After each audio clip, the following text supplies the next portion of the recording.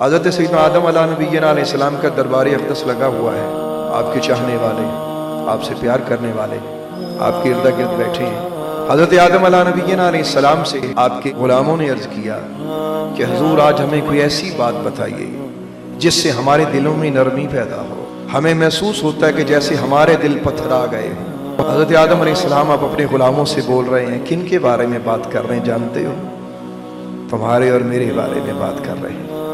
حضرت آدم علیہ السلام نے فرمایا ہاں، فرمایا 4 چیزیں میں تمہیں ایسی بتانے جا رہا ہوں، میں آدم اگرچہ نبی اللہ ہوں لیکن جب بھی میں ان 4 باتوں کو سوچتا ہوں تو مجھے شدید رقت طاری ہوتی ہے۔ اور سنو وہ رقت کیا ہے؟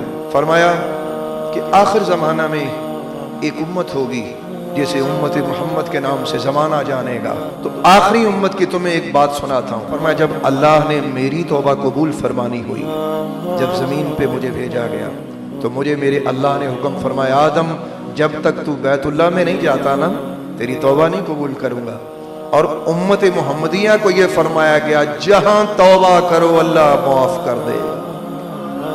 حضرت آدم علیہ السلام اس کو بیان کر کے زارو زار ہونے لگے اور فرمایا دوسری چیز سنو میرے غلاموں، تم نے کہا تھا کہ میں ایسی بات بتاؤں جس سے دل نرم ہو جائے، تو فرمایا سنو میں نبی ہوں نا، میں اللہ کا پیارا ہوں نا۔ آپ نے فرمایا کہ جس وقت مجھ سے خطا ہوئی تھی تو میرے جسم پر کپڑا تھا، اللہ نے خطا کے بعد میرے کپڑے اتروا لیے اور پتوں کے ساتھ میں جنت سے نیچے زمین پر تشریف لایا، اپنا کچھ جسم ڈھانپ کر فرمایا امت محمدیہ وہ امت ہوگی بغیر کپڑوں کے گناہ کریں گے لیکن اللہ پھر بھی انہیں کپڑے عطا فرمائے گا۔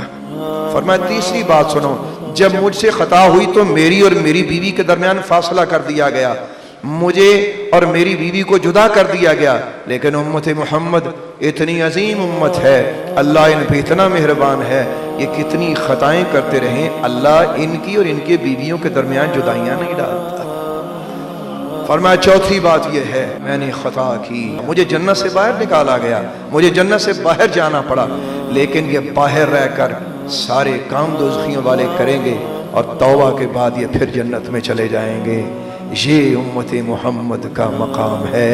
تو محمدی ہونے کی بے قدری کرنے والا کتنا ناکام اور کتنا نااہل انسان ہے۔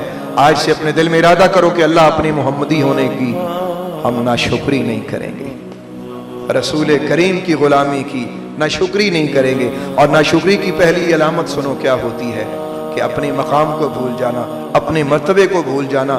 تو آج سے یہ ذہن میں رکھو کہ اللہ نے ہمیں محمد عربی کا غلام بنایا ہے اور اللہ نے ہمیں وہ شرف عطا فرمایا کہ جس کے لیے نبی اور رسول اور پیغمبر یہ عرض کرتے تھے کہ اے اللہ فجعلنی من امت محمد، فجعلنی من امت محمد، فجعلنی من امت محمد۔ اے اللہ ہمیں امت محمد میں سے کر دے۔ یہ نبیوں کی زبان ہے، اللہ اللہ۔